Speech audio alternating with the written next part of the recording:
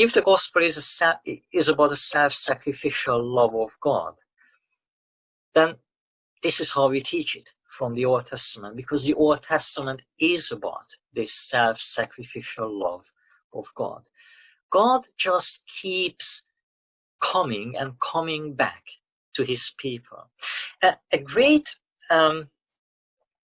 So the Bible in general and the Old Testament in particular speaks about human sin in many different ways, using many different images. One of the many typical images of the Old Testament is that sin is something which is carried. It is like a burden which is carried by people. If you sin, then you are carrying the burden of that sin.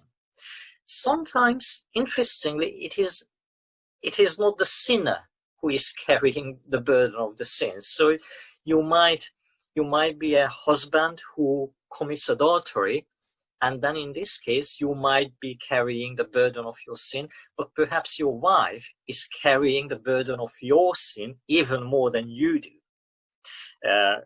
So I think this is a great image. And this is really how we experience very often our own sins. And the Old Testament very often says that God is the one who is carrying our sin. And we see that God is almost dying sometimes. If you read some passages in Jeremiah is suffering, but God speaks as if he was suffering too, under the burden of the sins of his people, and he is carrying those sins, almost dying. And we could say that, and in the New Testament, he actually does die, in a sense.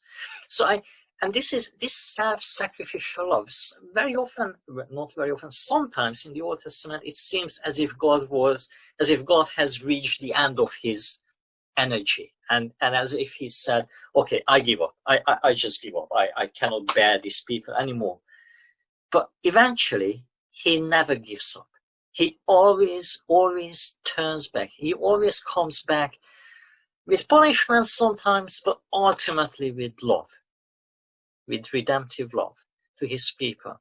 So what Jesus does in the Old Testament is not really demolishing the witness of the Old Testament, but it's embodying what we already saw in the Old Testament about God the Father, that is embodied in an especially powerful way by Jesus.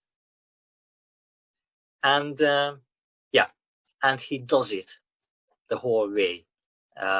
He does give his life at the end.